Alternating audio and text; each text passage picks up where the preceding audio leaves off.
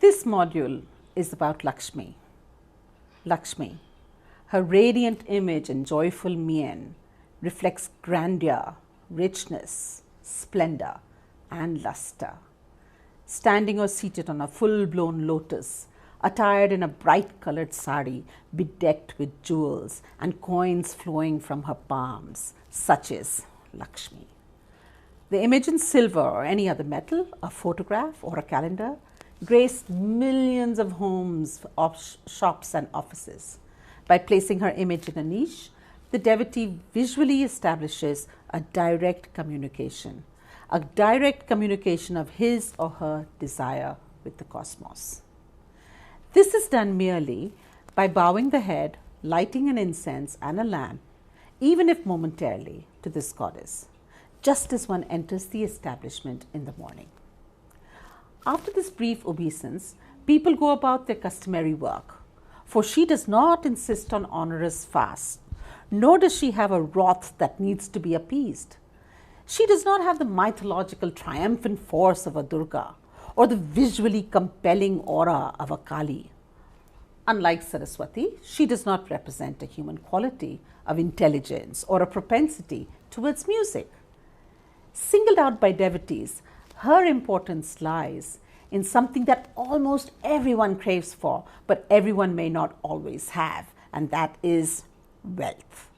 And in this context, some of her names are very telling, as they are but variations of the divine manifestations of all forms of wealth. Like Rajya Lakshmi, the sovereign Lakshmi, Vijay Lakshmi, the one who is always victorious, Bhagya Lakshmi, Griha Lakshmi, Adi Lakshmi, Dhanya Lakshmi, Dharya Lakshmi, Santan Lakshmi, the one who is wealthy in children, Vidya Lakshmi, she who is wealthy in wisdom and education. It seems like anything that one needs to be prosperous in gets the auspicious suffix of Lakshmi. The name and the word Lakshmi has several etymologies, derived from the Sanskrit words Lakshma, Lakshya, Lakshyam, Laksham.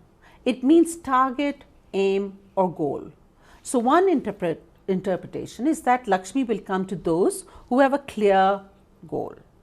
Laksha also means lakh, that is 100,000 in number. And lux, like as an LAKS, means sight or to perceive or observe. There are many other fanciful etymologies, such as Lakshnam or Lakshana, Lakshana meaning mark or aspect or characteristic. In the Rig Veda, the appellative Lakshmi has been used as precisely this, mark, token, sign. It seems from the earliest times Lakshmi was a sign, both good and bad. Therefore, there is both good signs, that is Lakshmi, and Alakshmi, that is good fortune and misfortune. The original connotation of Lakshmi was with luck, which waxes and wanes almost churlishly. Only later, when a transition of meaning takes place, Lakshmi becomes a goddess, and she represents wealth. And this is quite understandable, by the way, for the idea of luck in the Vedic period was related with material prosperity. In accordance to this explanation, she was the goddess of signs of good fortune. It is probable, therefore, that Lakshmi was known at the popular level as an idea or as an influence, not unlike the gambler's Lady Luck, and she could influence, therefore, a game of dice, which was very important in the Vedic times. In the Hindu scheme of things, there is an overall appreciation of wealth as an essential ingredient of worldly life. Wealth, that is artha, that is money. It's one of the 4 purusharthas that a man should pursue in his lifetime, while he is especially when he is in the householder phase. So much so that displays of wealth are integral to household rituals. They are not only celebrations of earthly life, but also symbols of auspiciousness. Lakshmi later on becomes the embodiment of the earth's wealth and the earth's bounty. She is not localized in any one place, but in fact represents a wider metaphysical thought. So now let me go into the history a little bit. Just like in the module of Saraswati, we saw how 2 goddesses merge to make the present day Saraswati, that is Vak and the river goddess Saraswati. When we trace Lakshmi's history in the Rig Veda, her association with the honorific title Shri cannot be ignored. In the Rig Veda, Shri is used in the sense of plenitude and does not refer to a deity. Today, and for the longest time, Lakshmi is commonly known by the name Shri, and very often her name Lakshmi is prefixed with Shri, therefore Shri Lakshmi. Shri is one of the most popular epithets of Lakshmi in the south of India. The word evokes many things. It evokes, Shri means like grace, affluence, abundance, auspiciousness, authority. It is believed that Shri means well-being and prosperity. The Sanskrit term Shri derives from the root Shru, which means to listen, and we are told that she listens very carefully when devotees go there with their various prayers and the various wants that they desire from her. Shri is the goddess who listens to the pleas of her devotees and acts as a mediator on their behalf. The term Shri also derives from words that mean to burn or to diffuse light.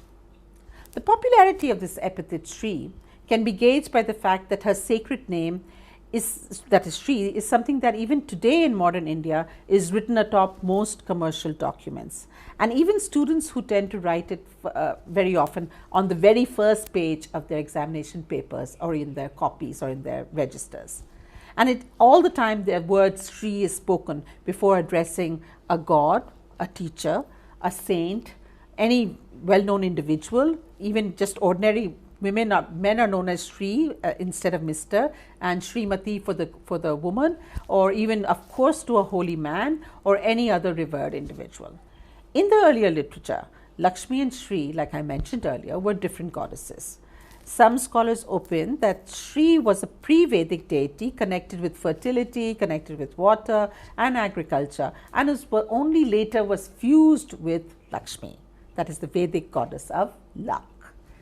In the Sri Sukta and the Sri Sukta, we find they're mentioned separately. And what is the Sri Sukta? The Sri Sukta is this late 5th century BC hymn, and it consists of just 15 verses and was later on appended to the Rig Veda, because the Rig Veda is basically 1500 BC and this is 5th century. And there we find that it happens to be the earliest hymn where Lakshmi's identity is first clearly expressed and where she is first eulogized as a deity. The Sri Sukta is Pushti Vardhana, we are told, that is the promoter of prosperity according to the Vishnu Dharmottar Puran, and it is used often in different rituals even to this day. In many temples, along with the Purusha Suktam, the Sri Suktams are recited regularly, and these are manifestations of Lakshmi. And when they manifest Lakshmi, we find that she is also understood as Bhu or Bhudevi or Padmavati. As Shri, she brings splendor into our lives and makes kings out of men. As Bhudevi, she is the gentle earth, providing home and shelter to all her children.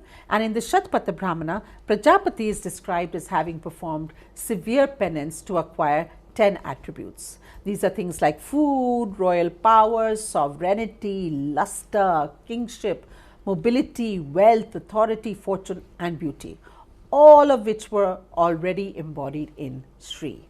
Interestingly, other deities always are coveting and desiring Shri's attributes, and we are told they try to steal them from her. Now I come to something about the background of Lakshmi and how Lakshmi, after she's melded with Shri, we find a very well-known myth that talks about her emergence, and this is called Samudra Manthan. There is a beautiful little hymn in which we see the importance of Samudra Manthan, and it goes like this in its translated version. O daughter of the ocean of milk, you are the mine of all virtues. It was only your grace which enabled the gods to churn out the 14 gems. Salutations, O daughter of the ocean of milk. Salutations, O support of the three worlds. Salutations to you for the propitious glance. Protect me, for I am seeking refuge. And this is taken from the Lakshmi Stotram, which is invoking Lakshmi. Myths encapsulate what societies have conceived as sacred and what they express, therefore, through the myths. In this manner, what is sacred is understood by that society. water has been accorded the greatest importance by the ancient Indian thinkers, out of the 5 constituent elements of creation, that is. Water is so important for growth and preservation of life, and in a tropical country like ours, water assumes still greater importance. Hence the importance accorded, of course, like we said earlier, to rivers, and as we see, we have rituals concerning water, religious rituals, and water is always used during any ritual. Even in ceremonies after death, water is offered to the departed soul.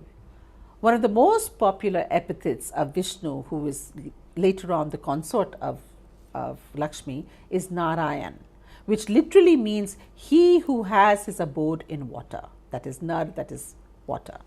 With this background we see the importance of water with the mythology of Lakshmi. I would like to therefore introduce to you one of the most compelling, most celebrated stories in Hindu mythology. That is the churning of the milky ocean, that is Kshira Sagara Manthan. It is a story of the gods versus the demons and their fight to gain immortality. It also tells of the birth of Lakshmi, which is illustrated in one of her epithets, Jaladhija, that is born of the ocean.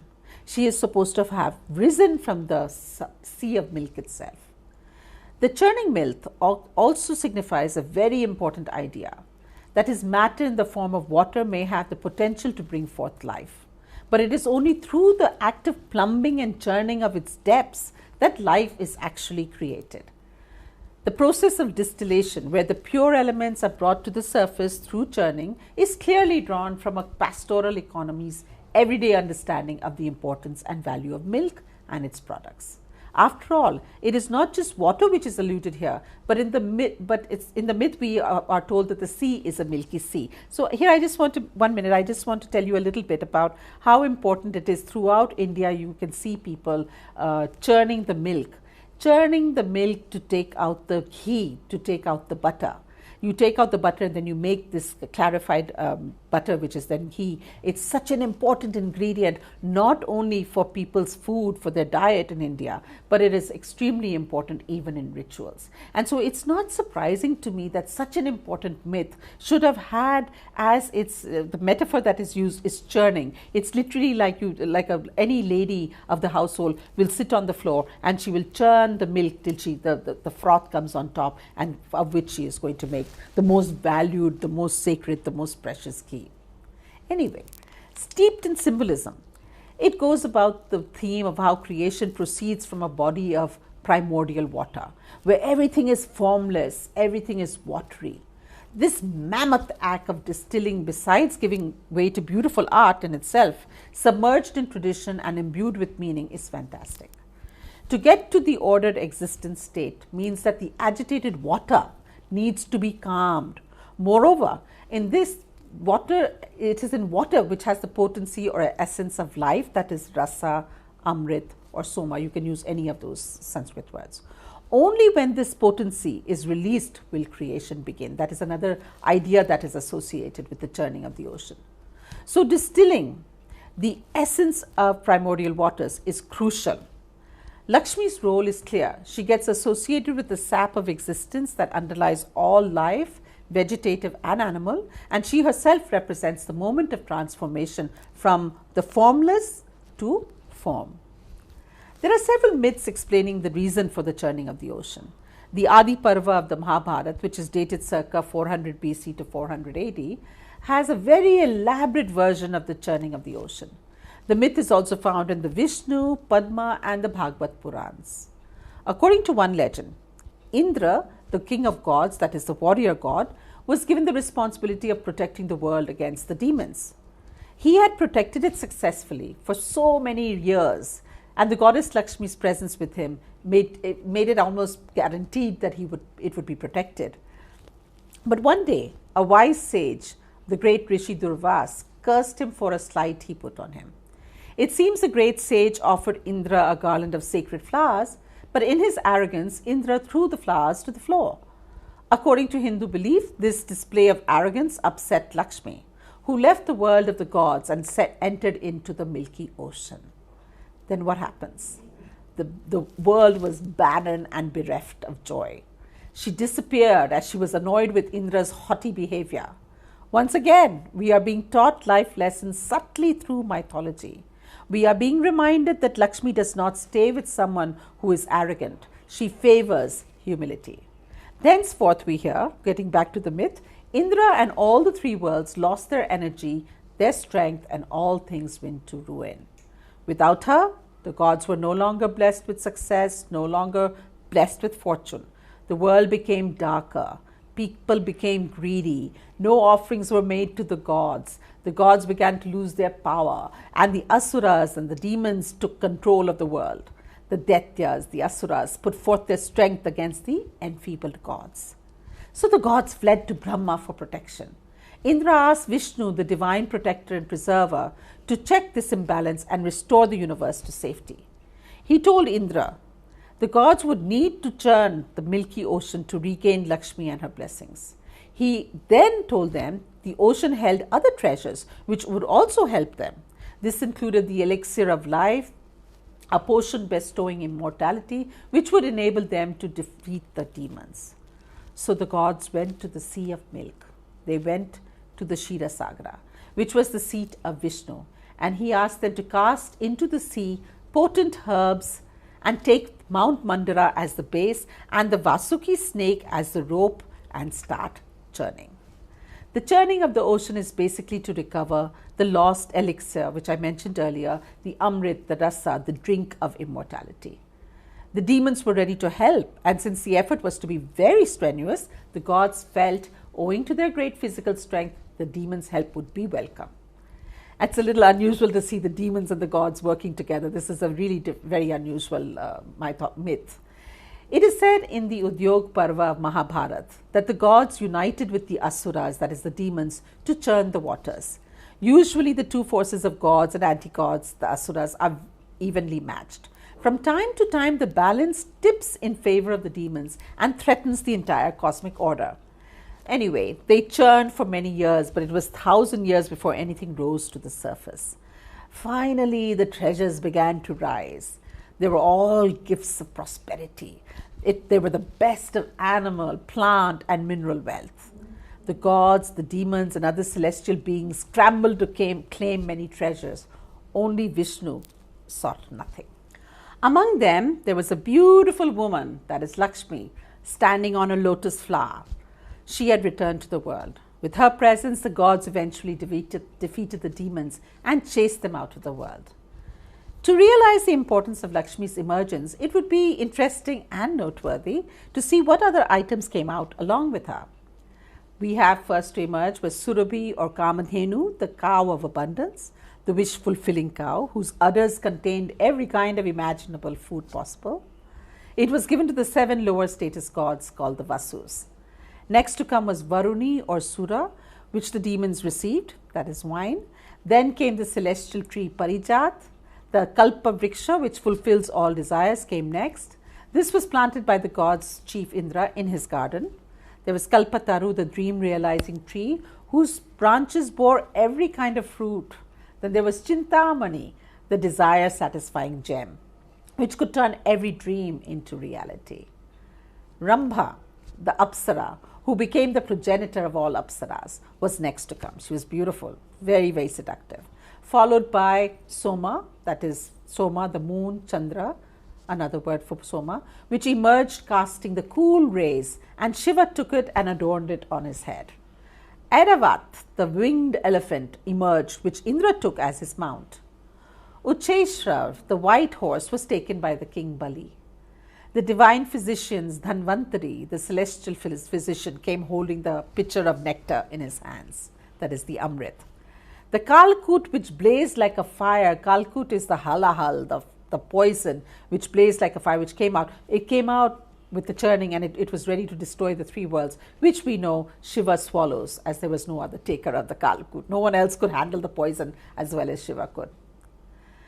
In some myths, we are told that Lakshmi was not the first to emerge, but Lakshmi, in some images and in some myths, we are told that Lakshmi was the last to emerge. And in Lakshmi's arms, we hear that she had a pot called the Akshaya Patra, that is always full of grain and gold, the patra, the pot. The sea also released a bow called Sharanga, a symbol of poise and discretion, and a conch shell, that is the trumpet, the Shankha, the trumpet of victory. Lakshmi stood deciding who to go to, which god to go to, and who to make her consort. She decided against the sages, since despite their yogic powers, they sometimes lost control over their temper. She rejects gods like Brihaspati because despite their wisdom, they were bound to material things. She rejected Indra because he was powerless by himself. She saw that just now in moments of strife. Now, Shiva was an ideal, but he was unsuitable because he resided in cremation grounds. So you couldn't have Lakshmi residing in cremation grounds with Shiva. In the Vishnu Puran, when Lakshmi emerges of her own accord, she chooses Vishnu as her consort. The same Puran tells us that when she arose from the ocean, she was sprinkled by elephants with waters of the Ganga and other sacred rivers. Now, this is a very, very important form of showing Lakshmi, and it is called the Gaja Lakshmi in art forms. I just want to show you some images of that. This is an image that is very, very popular all over the country. And in basically what it is you see Lakshmi sitting by herself on a lotus, looking splendid, looking happy. And there are these two wonderful elephants who are anointing her with water. This kind of abhisheka, this kind of anointing is done to any kind of celebrity, to any kind of royalty, to kings, to princesses. And then you find her being done in the same manner. And she's called Gaja Lakshmi because Gaja means the elephants. And what we find is, it's not something that you found just over the centuries, but you find it in one of the earliest sculptures that you find in India, that is in the Sanchi Stupa, as early as the 3rd century BC. We find a very early image of Lakshmi being shown as Gaja Lakshmi, and so she's sitting in the middle with them, pouring water over her. So it's really amazing that it's a Buddhist monument, and even in a Buddhist monument you can have Lakshmi, because Lakshmi was something who was probably taken from the subterranean level, from the level of this Indian subcontinent. There were these common motifs and common images which all religions took from. It was like a common pool that anyone could take, and Lakshmi represented auspiciousness, and so did the elephants. Elephants are supposed to represent rain clouds, dark grey rain clouds. So, in a tropical country, once again, elephants are, metaphorically known as rain clouds. Therefore, they are bringing the rain. Rains are so important. So, nevertheless, I find that it's extremely beautiful. And this is a very common image that you find, that a diya is lit over here. It's a diya basically. And you find this in almost all South Indian homes. I can guarantee you that. And you have the elephants on both sides, again with Lakshmi seated in the middle. Beautiful imagery, not a sign of her consort there, just her on her own, beautifully shown with the elephants. So what we find then is that she is so great, she has to be anointed with the sacred waters, rivers from the sacred waters. Through calculated deliberations, just getting back to the myth, very calculated deliberations, we find Vishnu was the only deity who had no negative qualities. And this pleased Lakshmi. She found that he didn't want anything. He didn't grab anything the way Indra did, or the way the Vasus did, or anyone else did. So she was so pleased with Lakshmi that she gave him the bow, and she gave him the conch, and then she placed the Vaijanti garland, the Vaijanti mala, that is the beautiful floral mala around his neck, and she accepted Vishnu as her eternal consort. Vishnu, on the other hand, placed Lakshmi on his chest, and hence came to be known as Shripati or Sridhar or Srinivas, meaning the abode of Sri, because he had her living right there on her chest. Vishnu declared that her name would always come first before his name. So we have words like Sri Vishnu, or we have words like epithets for Vishnu as Lakshmi Narayan. So Lakshmi comes before Vishnu's name, or Sri Vishnu. Now, what can we take from this? The myth itself is a potent allegory for the meditative journey. The churning can be looked upon as meditation. When we meditate, the demons of our mind are churned out like poisons, just like the Kalkut came out. Our thoughts may become like the tumultuous waves of a stormy sea, but eventually these waters or thoughts will run their course. This is what we are told in various books. We spend time, and I want to bring this forward, after all, why do we need to? Why do we need to meditate? We meditate because we spend time thinking and we spend time analyzing why something went wrong. It's very important when we're having a tough time to meditate, especially. Actually, one should meditate every day, but especially when things go wrong. When something goes wrong in your life, when there's an illness, when there's a death, when there's, separation for whatever reason, when we are troubled, we are bound to make, if we don't meditate on what went wrong, we are bound to make the same mistakes again and again. This is especially in cases where there is strife in the family. We know we cannot change anyone, but we can surely change our own behavior. Meditation and churning helps us change our own behavior. I myself, very personally, if I can give this example, I have taken recourse to this type of churning very often. My method is unlike meditation. It's a different kind of meditation. It's a kind that where I write things which are troubling me, or when I write them down, I'm also churning my mind, and all my problems are getting ironed out by writing it all in a diary or in a journal. I write and write till I get clarity, till I get solutions to the problems that I am facing. I am very honest in my writing, so it all becomes clear. I'm very honest to see where I have contributed negatively to the situation, and thereby I try to change myself. One of the biggest achievements is to realize that you can never change another individual by going on and on nagging them to change. But I have personally experienced that when I have become a better person in whatever aspect of my life, people around me have responded in the exact same way. So I may have spent all my life nagging them and telling them, don't do this, don't do this, don't do this. But change only happens when I have changed myself. Automatically, the other person changes.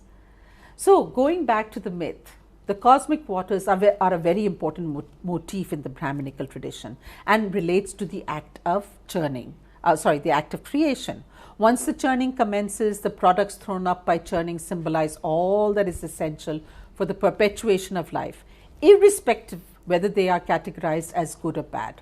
This myth also signifies a very important idea, that is, matter in the form of water may have potential to bring forth life, but it is only through the active plumbing and churning of its depths that life is actively created. This process of distillation, where the pure elements are brought to the surface through churning, is clearly drawn, like I mentioned earlier, from a pastoral economy. And an economy and a country which understands the value of milk and its byproducts. By churning milk, like I mentioned earlier, one thickens and refines it until it yields a richer substance that is butter. After all, it is not just water that is alluded to here. We must remember the reference to the myth is to a milky sea, that is the Shira Sagar. Another relevant thought that we can take back from this story is that this story highlights the good fortune and success that Lakshmi bestows upon those who work hard and seek help sincerely. After all, the gods sought the help of the Asuras. Everybody has to strive to get the goodies of life. It also demonstrates that during times of success, one must never become complacent or arrogant, as success has a way of getting away from people, just the way it did from Indra. The myth also emphasizes the agency of the goddess, how she thinks about all the different suitors, all the people who want to marry her, and decides on her own who is most suitable for herself. Not influenced by anyone, she takes the right choice, or she makes the right choice. She is an independent, intuitive, and yet practical woman. It's wonderful to see the goddess behaving and operating in such a manner. The next important feature I'd like to talk to you about where Lakshmi is concerned is Ganesha. Although there appears to be no direct association or any episodes in the classical text to illustrate the relationship between Lakshmi and Ganesha, another very, very important Hindu deity, the connection has not been lost in contemporary Hinduism. There are several popular lithographs that depict Ganesha and Lakshmi emanating out of the same lotus.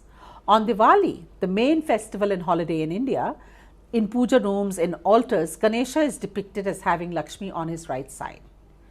As is well known, only the consort or wife can occupy the left side of a male deity. This is unique also because no other god is depicted or worshipped with the spouse of some other god.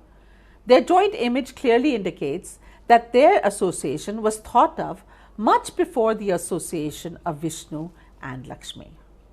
Why are they paired together on this most important religious festival?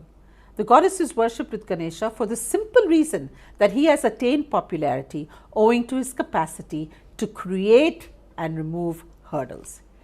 Ganesha is Vigneshwara, the lord of all impediments, and therefore he removes all obstacles that come in one's way of getting wealth, that is Lakshmi's blessings.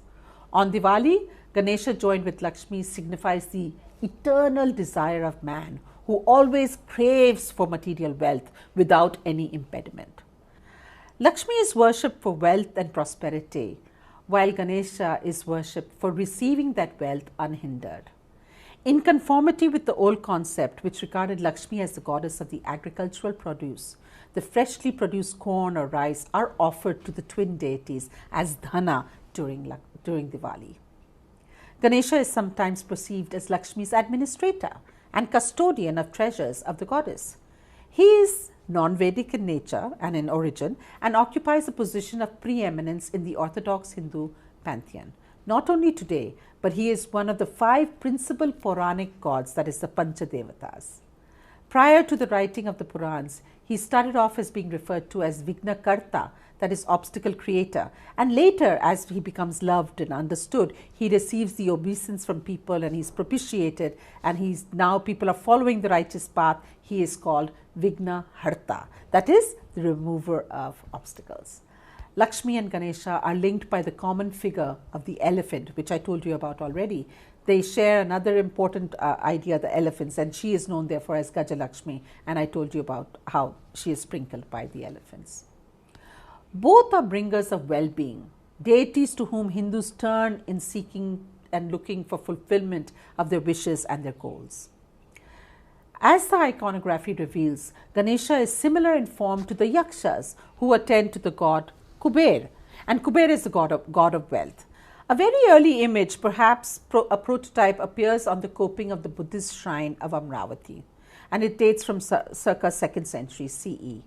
Standing among other Yakshas, Ganesha also resembles Kubera in his functions.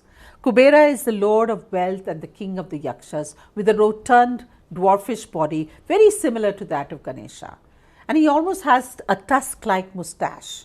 And you know, Ganapati has his tusk.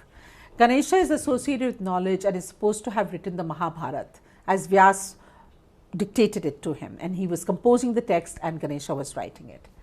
Given Lakshmi's association with wealth and the importance of keeping ledgers and registers among the trading communities, the bringing together of these two deities in this context is quite understandable.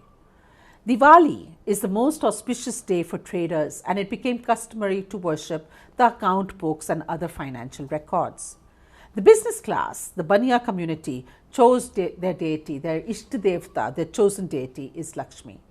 Another significant feature of Diwali during the Diwali festivity is gambling. Since in many parts of the country it is considered the first day of the new year, people who wish to test their luck by gambling, they do it the entire night after they do their puja. After the Lakshmi puja is done, it's normally done around 6:30, 7:30, whatever the auspicious time is on that particular year. They do their puja and then they gamble to see to learn from the worship of Lakshmi, whether the year that's going to come is going to be good or bad.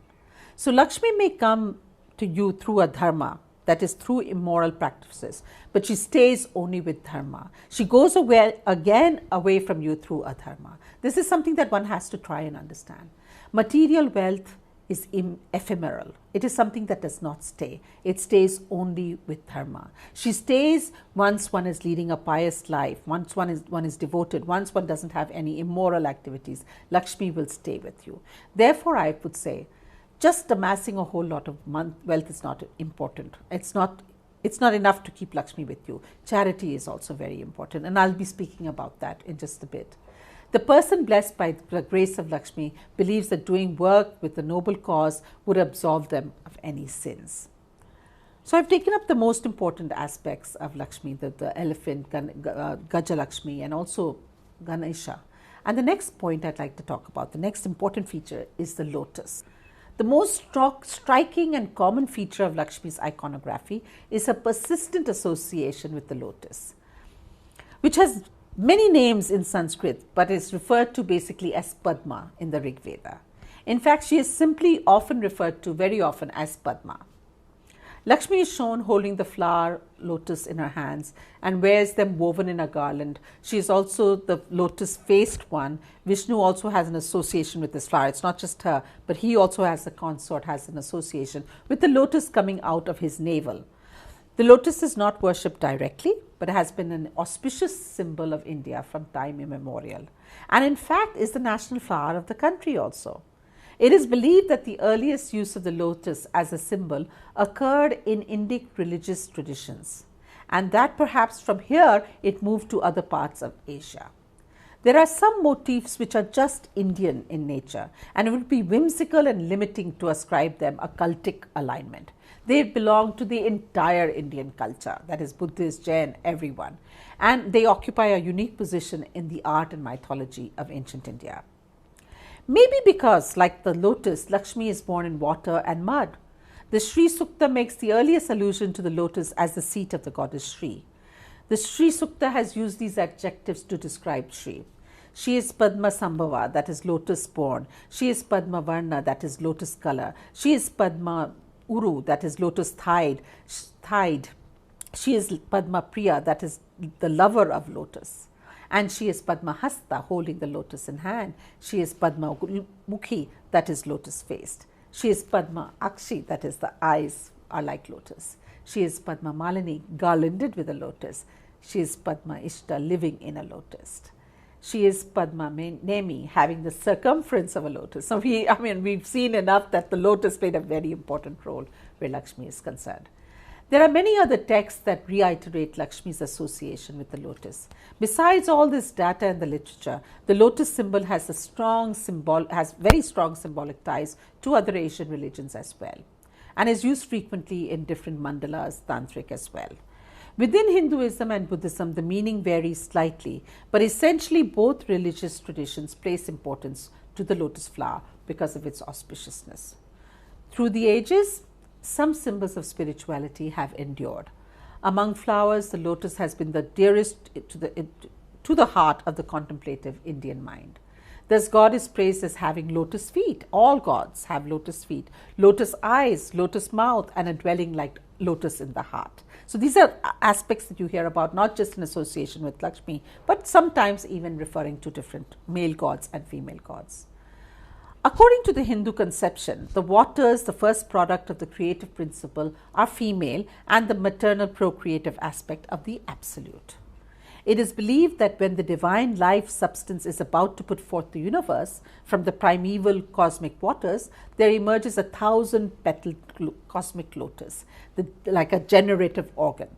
Henrik Zimmer, in his famous book Myths and Symbols of Indian Art and Civilization, he says its center, that is the lotus center, corresponds to the center of the universe, that is the navel of the earth.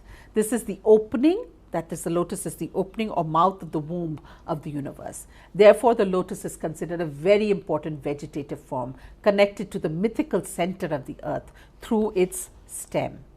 From this first awareness of the lotus as a symbol of life and supporter of the universe, the Indian mind conceives of all of nature as an aspect of that universal spirit.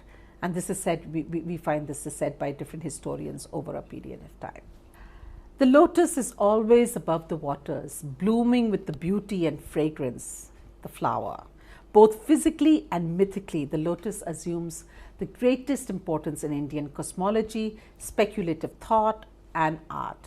It has become a symbol for the awakening to the spiritual reality of life. This is because its association with water, particularly, like I mentioned, the primordial waters of creation. Because it takes root in water, it reveals the life-giving powers of the element. The lotus symbolizes the unlimited potential in each and every one of us to bloom in any environment surrounded by water. Just as the tree reaches from the ground toward heaven, the lotus plant grows from darkness in the bed of a river or pool to blossom in the light and air on the surface of the water. The lotus, it may be said to represent a moment of transition. Rooted in the mud, the flower grows from muddy waters, and rises on a long stalk above the surface to blossom in a glorious manner, never tainted by anything. As a metaphor, the lotus represents all the things that can emerge out of the quagmire of life. Like a symbol of triumph almost, untouched by the impurity of anything else, completely uncontaminated, it represents spiritual perfection, the purity of the heart, the purity of the mind. It can survive to regerminate for thousands of years. It represents long life, it represents honor and good fortune. Even a drop of water on the lotus leaf slips off. The individual soul is looked like that. Don't cling on to anything, but just let all problems come on to you and slip away. Only thing that you should cling on to is the universal one, nothing else. Human beings are instructed by Indian scriptures to live a life of non-attachment, just like the lotus flower. Don't let your past cripple you. Unattach yourself from a cruel parent or an abusive uncle or an abusive neighbor. Don't let it hamper your progress and damage your self-esteem, which is very, very hard to do, but is something that you can think about. Just when I'm ending on the lotus bit, I just want to tell you a little bit about the beautiful lotus temple that we have in Delhi. It's got the most incredible architecture. It's like a blooming lotus. It's wonderful. It belongs to the Baha'i temple. It is called the Baha'i temple. It belongs to the Baha'i religion. And this religion, I don't want to go into it at all, but it's not surprising to me that they should keep lotus as their architectural wonder, because the lotus and Baha'i temple welcomes everyone into its temple. Everyone of any denomination, of any caste, of any creed, of any nationality can enter. So that is just one thing. I mean, if you ever were to visit Delhi, you would see this beautiful, beautiful lotus temple. Now I'd like to talk about something which is a little controversial, because, controversial in the sense that, like I told you before, all deities, all divinities, gods and goddesses have their own vahans, they have their own cars, their own vehicles. They all drive around, they all fly around on different items, on different animals. And the ulluka or owl is Lakshmi's vehicle, according to tradition. Not much is known about the origins of this association of the goddess, particularly the white owl, not any other dark colored owl. But it is quite possible that this understanding is related to folk traditions. The white owl, well known in areas like Bengal, is actually, I just did a little research on that. It's currently an endangered species. We don't find many white owls around anymore. It is a symbol which has both negative and positive associations. An owl means different things to different people. To me, they have always been a sign of wisdom. They have the ability to turn their heads to such a degree that humans would almost dislocate their neck and look like Linda Blair in that famous movie Exorcist, because it goes 360 degrees around. And their eyes are large enough to have excellent peripheral vision and allow the tiniest bit of light in. So they have excellent vision in the night and in the night hours. They are considered to be ever seeing, and they see everything around them. Nothing misses their sight. Some are taken as, this is actually looked upon as something that owls are looked upon as something who are strong, who are silent, and they can almost sneak up on their prey. They have a cunning way about them, and they go unnoticed. They can sit somewhere, they can watch, they can listen in total darkness without being seen, heard by anybody. You never hear them coming, they say about owls. They just come so softly. So hence they can see all things around them before anybody else. And since we hear very well, since the owls hear very well and are all knowing, they are a symbol of wisdom. This is one way of trying to understand why does Lakshmi have the owl as her vahan. And that's why she goes around on it. Coincidentally, in Greek mythology, the owl is associated with Athena, the goddess of wisdom. In other cultures, because they are nocturnal birds, they often are linked to the netherworlds and sometimes to the evil spirits.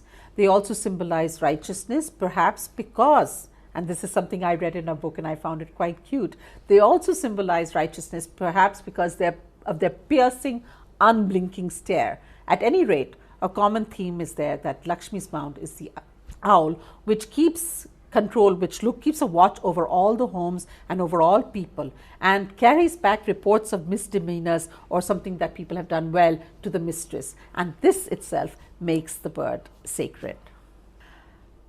Lakshmi's owl symbolizes patience, intelligence, and wisdom, therefore. It has the ability to foretell events. The owl asks of Lakshmi's devotees not to be trapped by wealth and its splendor. It then becomes a symbol of universal wisdom and warns about arrogance and indiscipline. When Lakshmi's wealth is used by humans for adharmic activities, then one is said to be blinded. Then the Uluka, the owl, is but a bird of ill omen, flying goddess Lakshmi around to your doorstep. Lakshmi represents darkness, disgrace, inauspiciousness, and misfortune. Notwithstanding, the owl also calls for some respect, as that it is equivalent. If you respect the owl, you are also respecting the goddess of strife, that is Lakshmi. And here just a little bit about Lakshmi. Lakshmi. Lakshmi is the goddess of misfortune who has been defeated and subjugated by Lakshmi. And we have to give attention to her because she can also create complete havoc and destruction. It would therefore seem that while the owl is the bird of wisdom, it is the negative aspects of the owl that follows Lakshmi. When we are understanding Lakshmi, it's important to know that economic growth does not lead necessarily to intellectual and emotional growth. If Lakshmi is such that you have to have, in fact, Lakshmi is such that you have to have a personal relationship with her or she abandons you. If you're greedy, if you're miserly, if you steal, if you lie about her, and if you're not magnanimous with her, that's what I mean by relationship. I use the word relationship because you have to deal with her. You have to be when you're dealing with her, you have to be at different stages of your life. Just like and you deal with Lakshmi differently when you're a young man, when you're a student, when you're a child.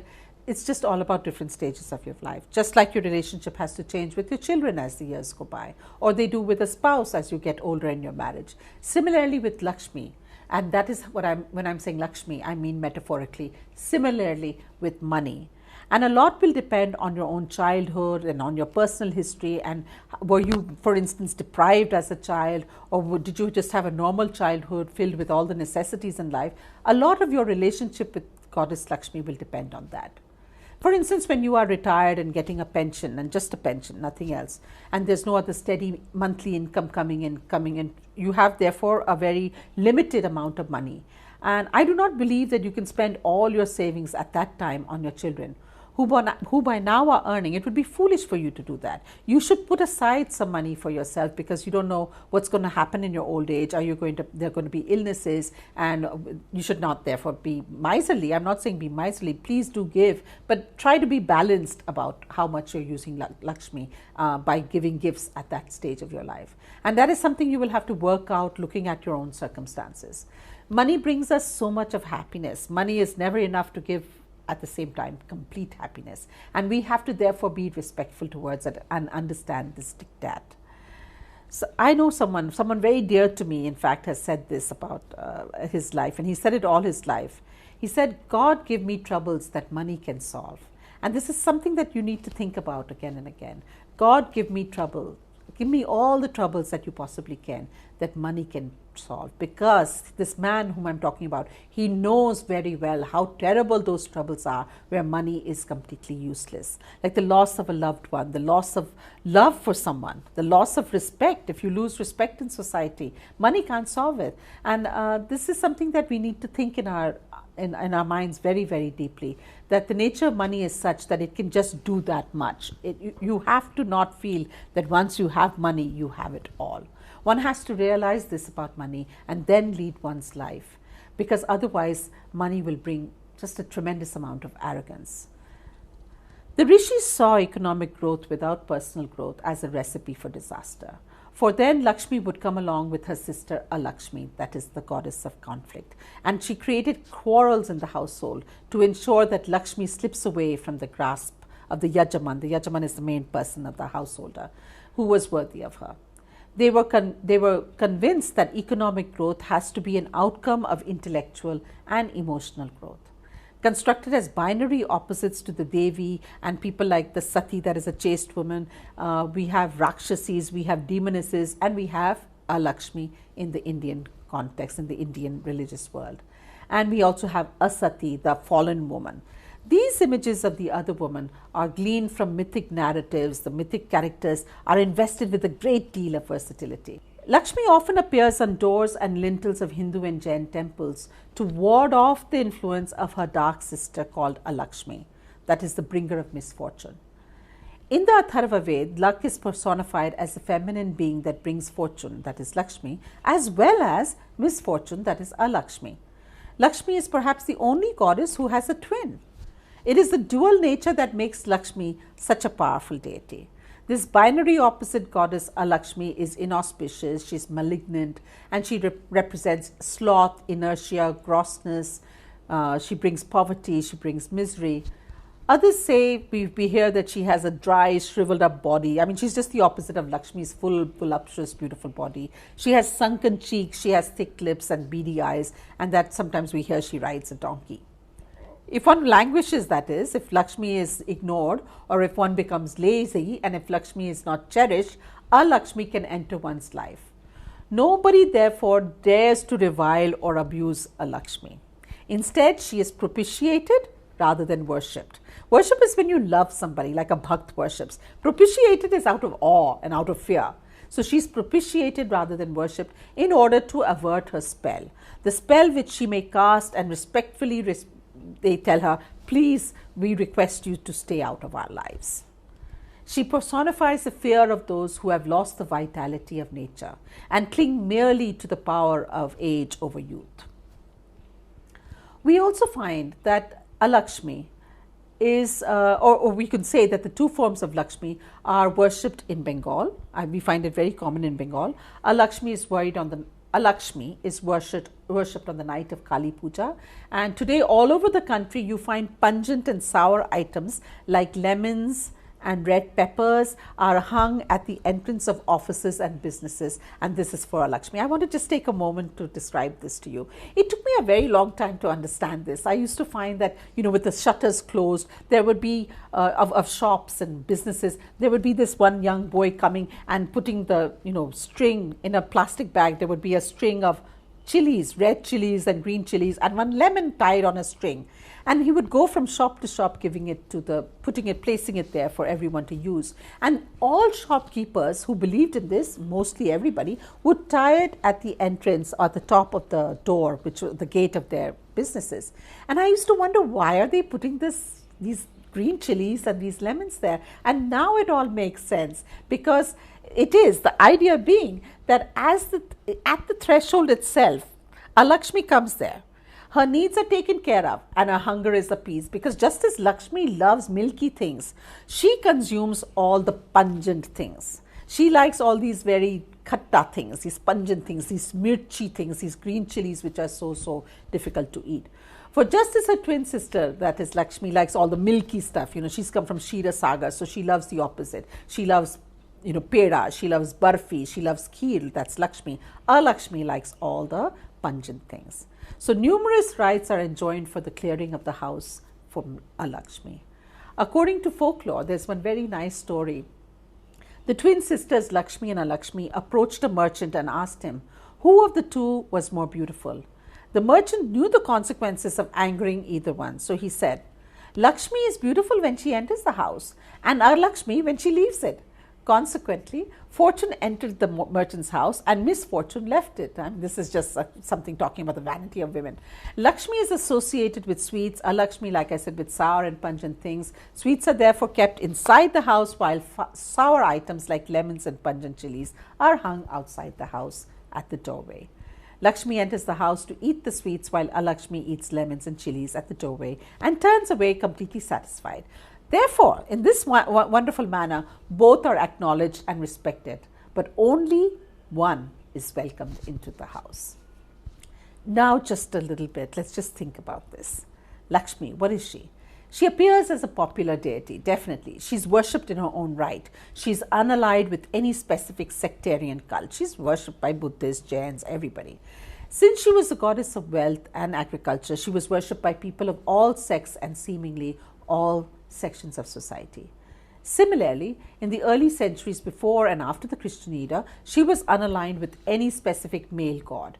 In fact, in the early stages of her history, she is allied with different male deities, not one. It's almost like strange. She has many different male deities with whom she is associated.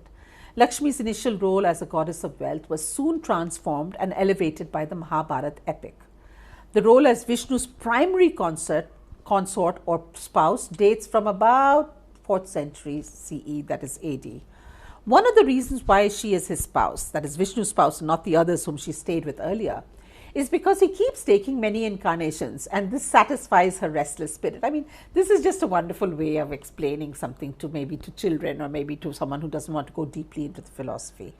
As mentioned earlier, Lakshmi seems to be therefore because she has to, Vishnu has to take many forms for her. She seems to be a fleeting companion.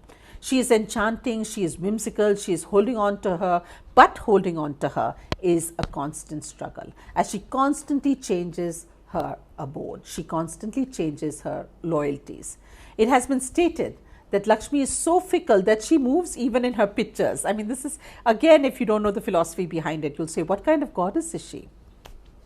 She is attracted to Vishnu only because he has, like I said, many avatars, and he himself is restless. He himself has a changing form, so they both are similar to each other.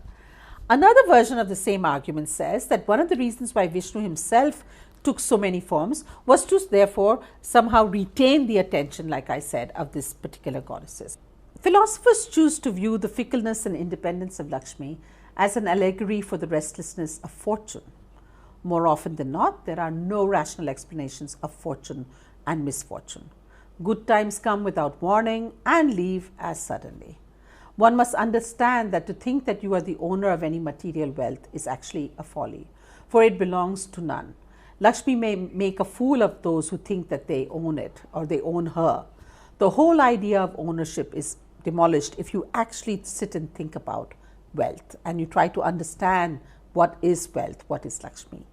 Therefore, should one actually seek wealth, there is nothing wrong in wanting wealth, but this is where the role of Lakshmi as Maya comes in.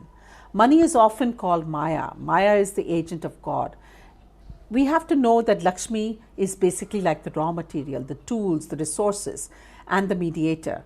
It is a means to attain the ultimate, a means only to attain what is very important in life. It is not actually the main objective. So I would like to just take a moment to explain that. If we understand that wealth is extremely important in our life, but it is important only to a certain extent. It is not the be all and end all of everything. Lakshmi will stay with you. You will not suffer from misfortune time and again. That is one way of looking at it. Don't look at her as the main objective. Vishnu is the only god with whom Lakshmi ultimately forms a long-lasting relationship and hence descends with him in all his avatars, like I said before, and also keeps taking birth as his beloved partner. She is, in fact, Sita is Lakshmi, Radha is Lakshmi in different forms. In the cosmic households, he is the divine husband and she is the divine wife. In this role, she plays the part of a model Hindu wife, obediently serving her husband as Lord. The two provide a picture of marital contentment, domestic order, and satisfying cooperation. Now, this is something that I would like to talk about really we have this other image of Lakshmi as independent, but here we are seeing that when she comes with Vishnu, they are both together. And we find that there are very cute stories about it, very nice, enchanting stories. We hear that there's an exception to this story about them being always very, getting along very well, and that she's always a nice wife to him and submissive wife to a certain extent. It seems that in Jagannath, it is, it's said that, he used to always have these arguments with his jealous wife. Lakshmi was very jealous. And after he has returned from a visit to other deities in the neighborhood, Lakshmi is portrayed definitely as a nagging wife. And she is also controlled and submissive. There's an attempt to make her controlled and submissive when you visualize Lakshmi in a different way, seated at the feet of Vishnu. And this idea of controlling the wife for the sake of domestic bliss is thus given divine resonance. But I would like to look at it not just as something, when I was a younger person, I used to look at it as being very, very derogatory. And this murti here that I have in my hands, it used to actually dismay me because we used to find that Lakshmi was always not seated as a loving couple next to to Vishnu, you don't see her as someone who he has his hand around very often, but instead you see her massaging the feet. And this used to trouble me. And as a feminist scholar, I used to get troubled by this whole aspect of Vishnu sitting merrily and her massaging the feet. But there are many other different ways of seeing this. There's some, you can see Vishnu and Lakshmi as having a beneficial interdependence. I mean, that is what we all should strive for as a couple, a beneficial interdependence between male and female. The male and female being in harmony with each other. The sexual roles which are described in the Dharma Shastric injunctions, where the belief was that the wife's sexuality needs to be controlled, need not be the way we look at Vishnu and Lakshmi today. Vishnu institutes and maintains dharma. He never comes to her, she comes to him. In other words, we find a stabler and organized society will generate wealth, and that is something that you see in the relationship between Vishnu and Lakshmi. They have a stable relationship. So most iconographic representations picture the pair as smiling, and but the only thing is that Lakshmi is shown always smaller in size. She sits on, when you find Vishnu sitting on a high stool, she normally is shown seated on the ground, and you can say maybe that is part of a very thoroughly patriarchal ideology. But you also feel that she has a negligible place in the pantheon of Vishnuism, because even at Deogarh, which is one of the earliest temples, we have this Dashavatar temple there in Deogarh, and it's called also the Vishnu temple. There is an image of Vishnu Anantasayan, that is, Vishnu is recumbent on the coils of Anant. He's lying back on the cosmic serpent on the ocean, where he is shown asleep on this Ananta, and as he slept, he dreamt the cosmos into reality. This is a myth behind it. Lakshmi, the dutiful wife, massages his feet, massages his legs, and this temple is dated around 425 CE, that is AD, and it belongs to the Gupta period. Now, feminist scholars had scoffed at this image, and they said it can be interpreted as a spouse realizing the important task at hand. No, that is actually what I'm trying to say, is that the feminists scoffed at it, but what we should do is look at it as a loving, caring spouse realizing the important task at hand, that is creation, and therefore facilitating in whatever way she can to help her husband. She's like helping her husband. And this would be the case when you see Lakshmi, making Vishnu comfortable as he creates the universe. Sometimes we find in the scriptures they're not using the word massaging the feet. They say tickling the feet. There's a difference between the two. So tickling is more it's a more sensitive thing to do. It's a more loving thing to do. It's not necessarily subservient. Now, don't get me wrong. There's nothing wrong if a spouse massages the feet of a deity, or a spouse, massages the feet of a husband, or vice versa. It's perfectly loving. But it's just that when you have these images of gods and goddesses, and you only see it with Vishnu and Lakshmi, and you don't see it with other couples like Shiva and Parvati, it gets your mind ticking a little, and you start thinking, why? Why is it that Parvati is not shown massaging the feet of Shiva? So that's the reason why they said that. But anyway, Vishnu is seen as the main proponent of and the very embodiment of dharma. I've said this time and again because that's where Lakshmi comes in. Vishnu is a representation of that power which sustains the world, and Lakshmi represents actually the inherent power. And the two, therefore, Lakshmi and Vishnu, are inseparable. So with changes in the society and the economy, the traits of the goddess also began to mutate. From being fickle, Lakshmi is now being called wife of dharma, as she is the personification of auspicious qualities. The idea being that by performing dharma, one attains prosperity. This was the period when the Purushartha, the four goals of a person, were dharma, artha, kama, and moksha. Vishnu is believed to establish dharma by overturning the law of the jungle, and is seen, therefore, the law of the jungle is seen as disruptions in the universe, and he descends each time on the earth as an avatara. And therefore, it is not surprising that when Lakshmi is spousified, her husband is Vishnu, who is endowed with similar traits like Lakshmi. The representation of Lakshmi with Vishnu is meant to convey the unified concept of power, the unified concept of energy. Vishnu is the representation of that power which sustains the world, and Lakshmi represents, like I said before, the inherent power. Both are inseparable, and together they sustain and enhance the cosmic order as well as the householder life through sovereignty, that is the word, through Aishwarya, and detached action, that is Virya. In addition, we find material wealth alone we learn from this, alone is an evil and leads to destruction. She is associated with the sustainer of the world, that is Vishnu, and the inherent message in their association is material wealth is auspicious when used for the welfare of the world. Since wealth alone is deemed dangerous, there is hardly any separate temple of the goddess, and she is mostly adored all the time, we see with Vishnu, and this is something that we can actually mull over. But there is another way of looking at the coupling between Vishnu and Lakshmi. From the 10th century, Sri Lakshmi goes through a process of change, especially in South India.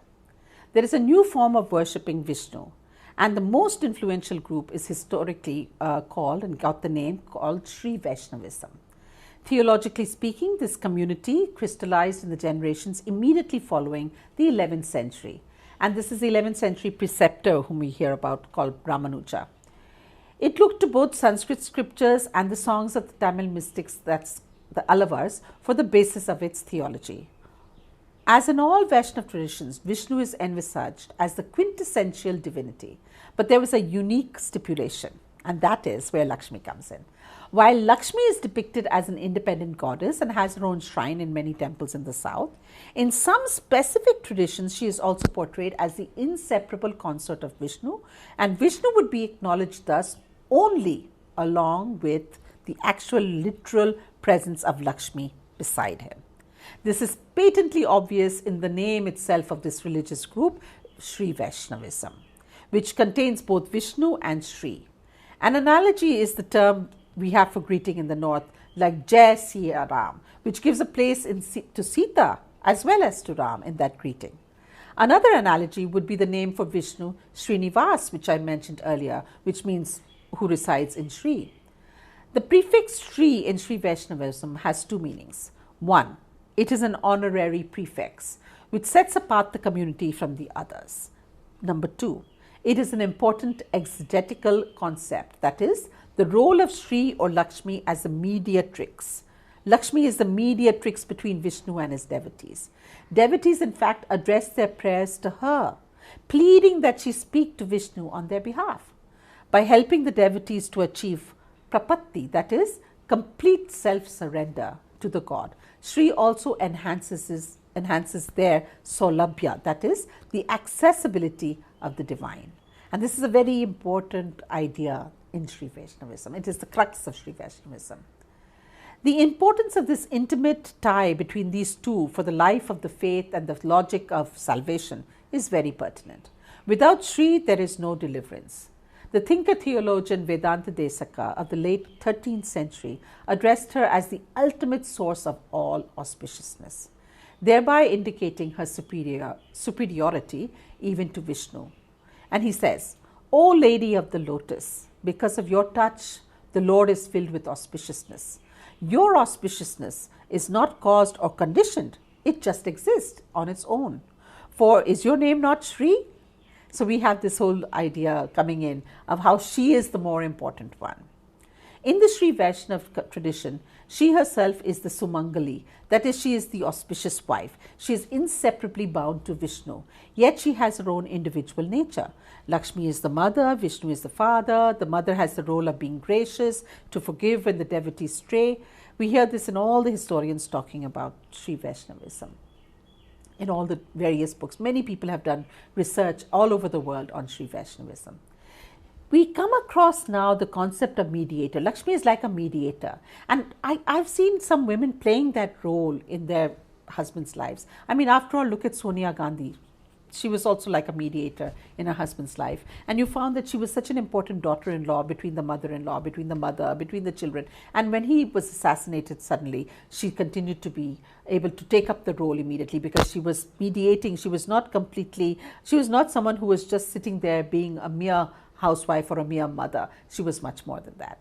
So, although an independent goddess, tradition never developed within Sri Vaishnavism, the goddess remained the focus, as is evident from the continuous expansion of the pantheon.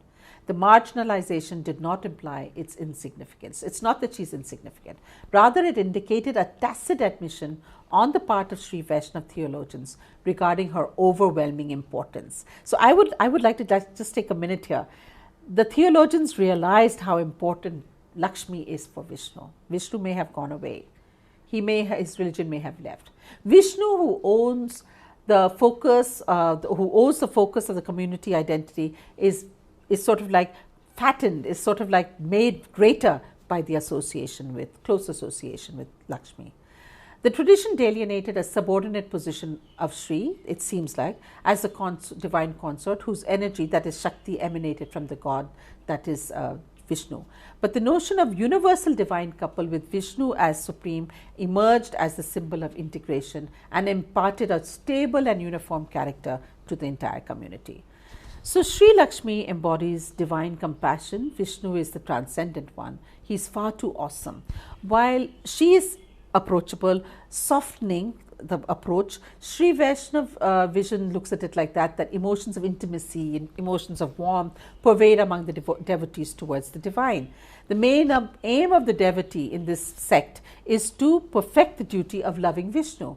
Lakshmi there acts as the mediating presence between Vishnu and the devotee, who request grace from Vishnu through Lakshmi.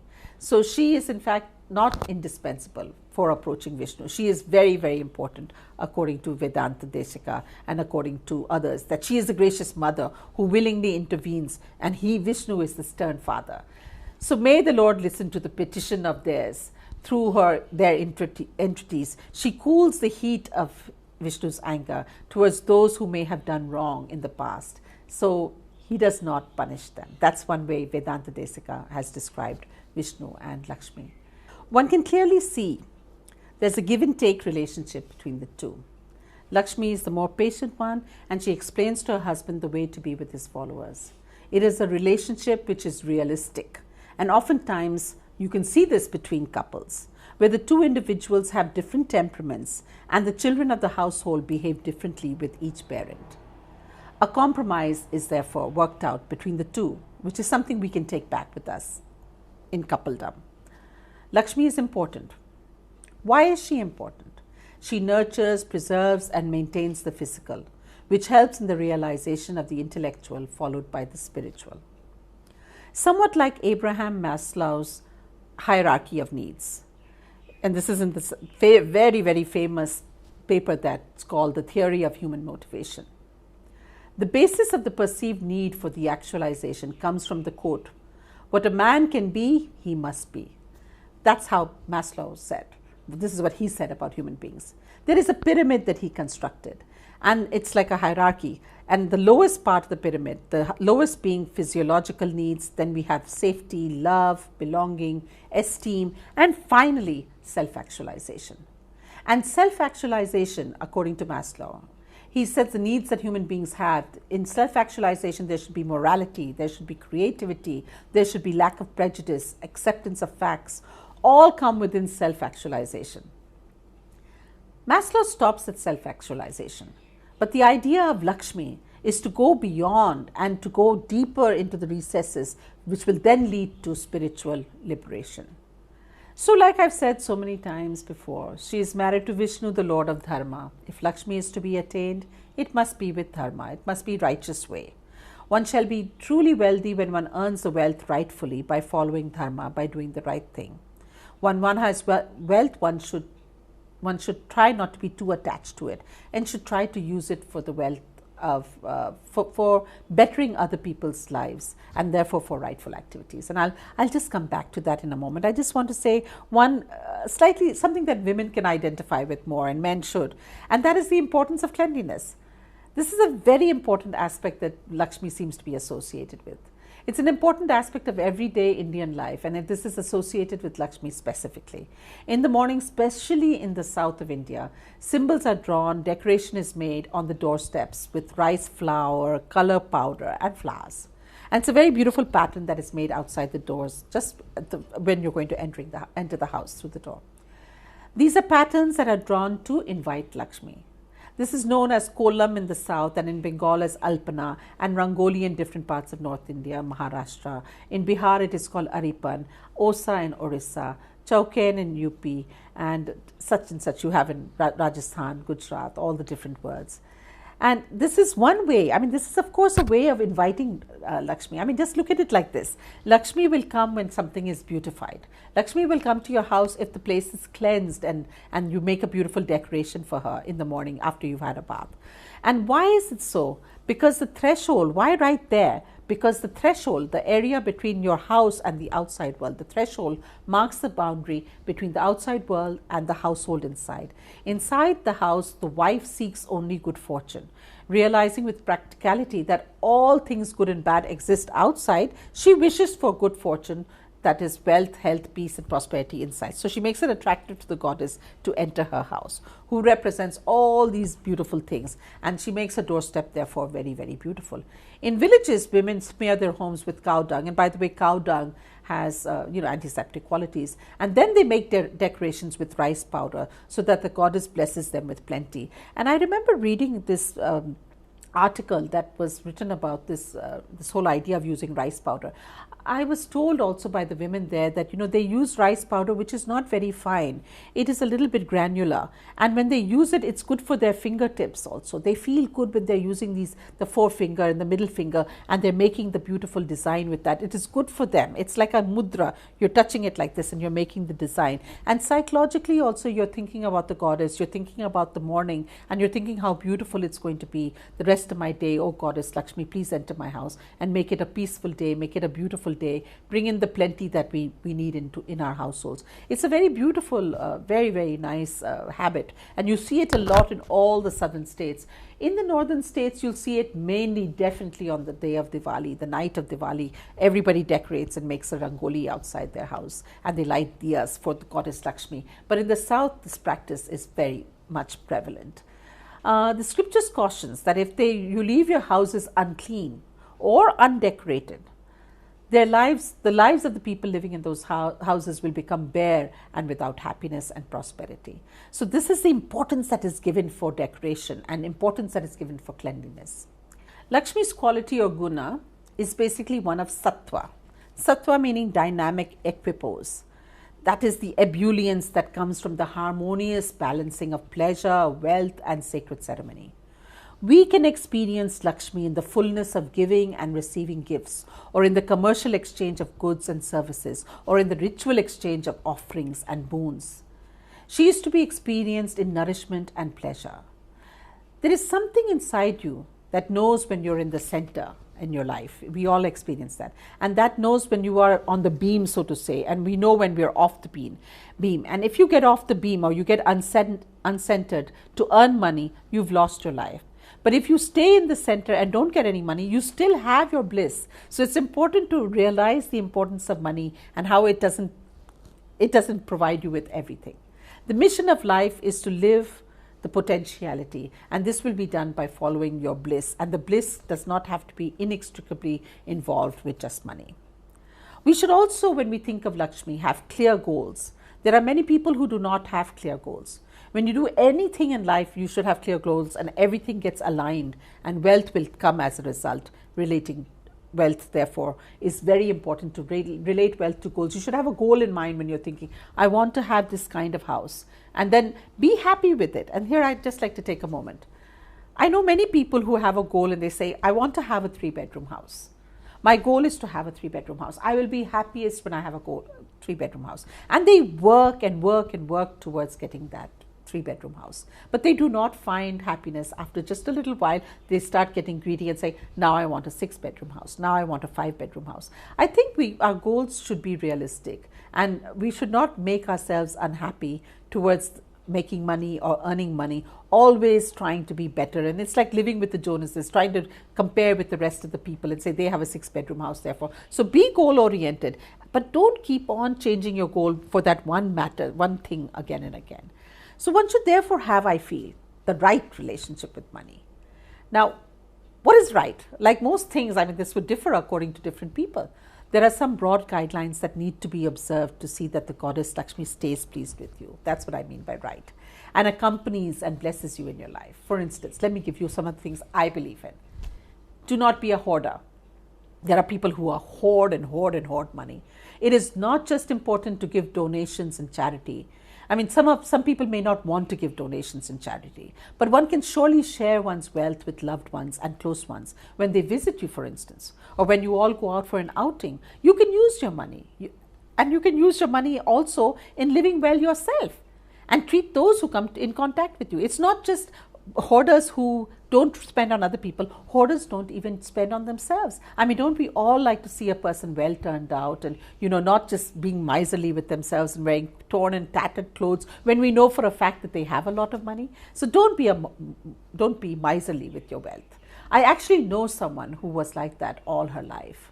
And instead of being generous, either by giving it, sharing it with her children, or sharing her money with her relatives or with anybody, she lived in a very poorly manner. Even with herself, she was not generous with herself. She kept cutting down on food, cutting down on the cable TV, cutting down on wherever she could cut down, just hoarding money.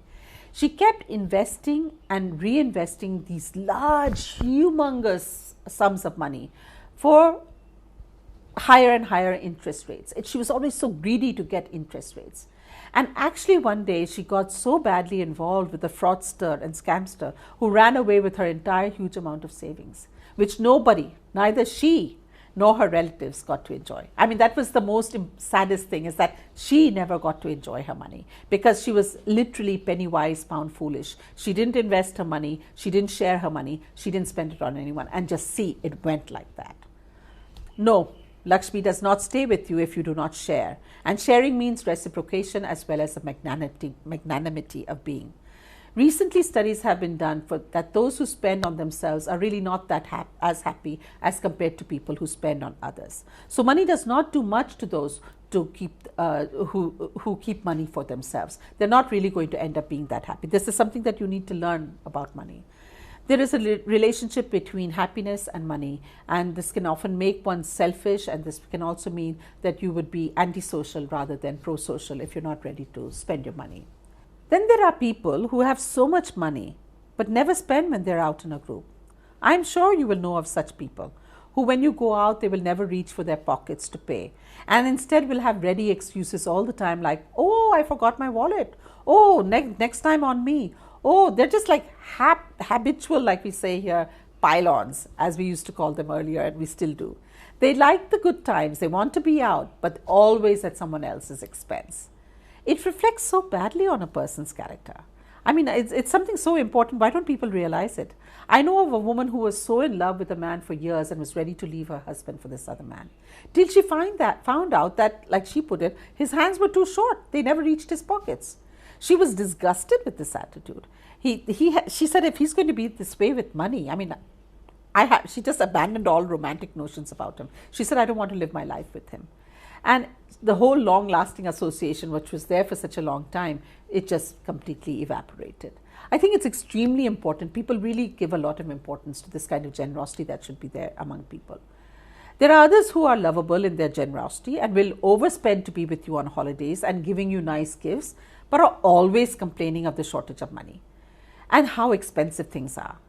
These are people also that's another way of not using Lakshmi properly. They never wisely see how much money they actually have and how much they should actually be spending. You should always spend according to how much money you have. They constantly complain about money, and they also always, you always know that they are earning well, but they spend way beyond their means. So the right use of money depends on so many different things. It demands planning according to how much you get and putting some aside for a rainy day, for the unexpected, and for sharing. Share with people who you work for. Share with your family members. And there is one last extremely important example that I'd like to share with you. And this has to do with sharing. Money has to be shared.